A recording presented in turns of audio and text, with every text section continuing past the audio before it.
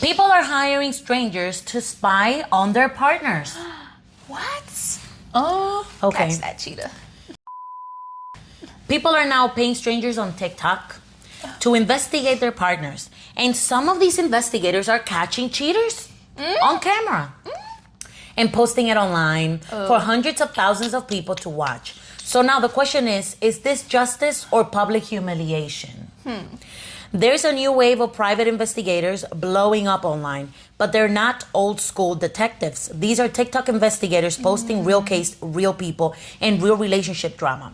In one case, a woman hired someone to follow her husband. They tracked him for miles, watched him meet the airdrop. Watched him meet another woman, filmed everything, kissing, holding hands, even spending the night together. And the entire time, they're sending updates back to the wife. Tú estás yendo esa vaina, loca. Yeah. What the fuck is going on? Damn. I'm about to hire There's no that. fucking shame out here. There's no fucking shame. But here's where it gets crazy. These cases don't stay private. They get posted online, faces blurred, names hidden, but the stories fully exposed. Like, imagine your worst moment being turned into content. That's crazy without Yeah. accusation. And people are eating this up because it feels real. No script, no actors, just messy situations playing out in real time.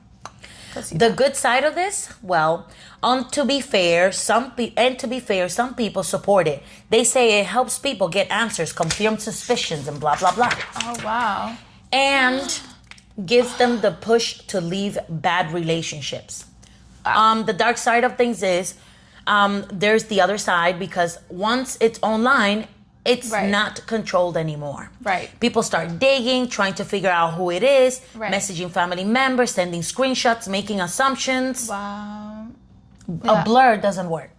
Yep. And sometimes, even with faces blurred, people still get identified. And now people are asking, are we going too far? Because yes, cheating is wrong, but does that mean someone deserves to be filmed, investigated, and exposed to the internet? Yeah.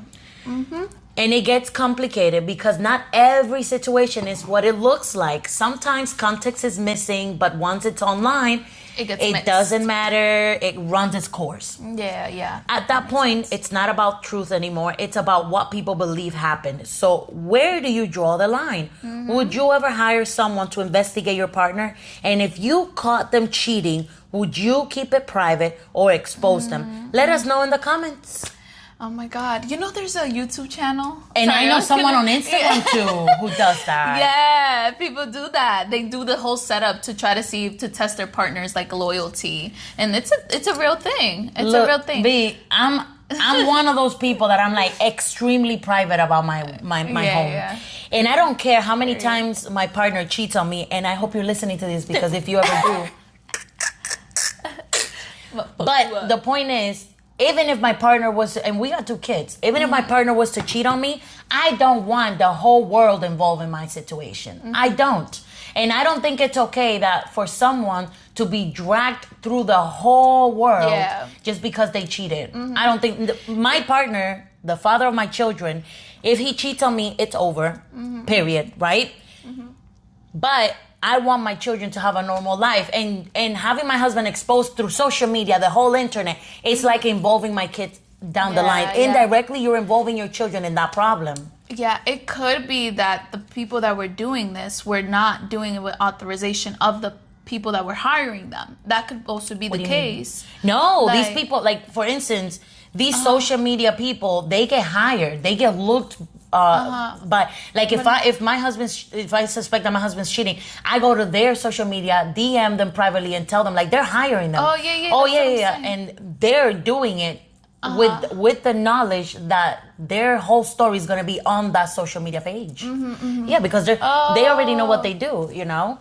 So the person, the victim of the cheating or supposed cheating, is given permission to expose it, you know? Yeah. Girl, I don't know. Like, you want to hire a private investigator or whatever the case may be, hire someone. But hiring someone who's going to put your stuff outside online and stuff like that, that's no longer private investigator. That's an investigator. That's a public investigator, if anything. Because what do you think makes a private investigator private? It's they will handle the matter privately. There's nothing private about the situation, you know? Exactly. And people remove the blur too. Nowadays you can just remove it and freaking just see it. So yeah, girl, if my husband cheated on me, his family would never find out that he cheated on me. My family would never find out. I would not tell anyone. That's nobody's business. I'm not a child that needs to be like, you know, taken care of and like, oh, everybody handle my business. No. I'm a grown woman. You cheated on me, I'll handle my business. Right. You guys let us know what you think in the comments. Do you think that this is a great idea to just stamp somebody with a scarlet letter on their freaking chest and humiliate them, drag them through the mud? Or, you know... Should it be handled privately? Should it be handled privately? Should it be something... Like, I feel like someone who's in a relationship and is about to lose their relationship, their home dynamic and stuff like that, I think that should be enough to send them their way. Who are you to be the martyr and, like... stamp them like that for the whole world to see? Like, I don't know. I feel like it's a little bit... dramatic. Like, okay, it's like when somebody goes to jail. They go to jail. They serve their time. When they serve their time. When they get out of jail, what are you going to do? You're going to constantly... You know what I think, too? I think it's pettiness. Because it's like, oh, if I do catch you, like, now every girl that you're going to be with, like, they will know that you're a cheater. Who's going to... Everybody's going to... Nobody's going to take you. You're going to be known as a cheater in your history. I don't know. It's not a good idea. Like, I think... It's not. But people are petty, you know? So it's very interesting how people handle situations. It definitely is interesting. I still think that ideally... If you serve your time, if you paid for your crimes, losing your relationship is the way that you pay for it. Move on. That's it. That's pretty much the people who never pay for when they cheat is the ones that stay in a relationship. Because this person cheated, but you stayed. That's how you make someone keep cheating and cheating and cheating and cheating, because they never lost the person that they loved. They stay there, you know? And in some cases, some people keep cheating anyway, but that's not your job to like, I'm going to teach you a whole life lesson. You're going to die alone now. Really? I don't know. Or you know, there's some people that do it. They find out they're cheating and they still do those like loyalty tests and they still like, just to like try to see. Because there are some people who stay and play then they, like, it's like they keep seeing it repeatedly. And they still choose to stay like, I'm going to catch him cheating. But you already, that partner already cheated on you. So what do you expect? Like, you expect them to be loyal now? Yeah, so you want the whole world to stamp this person with a scarlet letter while you still go to sleep at night with that person? Come on. I don't know, man. Handle your business privately. Handle your business privately. All right, guys. See you next week. See you next week. Stay tuned. Bye-bye.